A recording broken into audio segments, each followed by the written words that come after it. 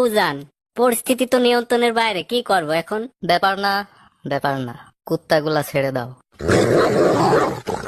রাজার রাজ্যে সবাই গোলাম, করতে হবে রাজার সুনাম, না হয় তোমার কল্লা যাবে, বিরাট কঠিন শাস্তি পাবে।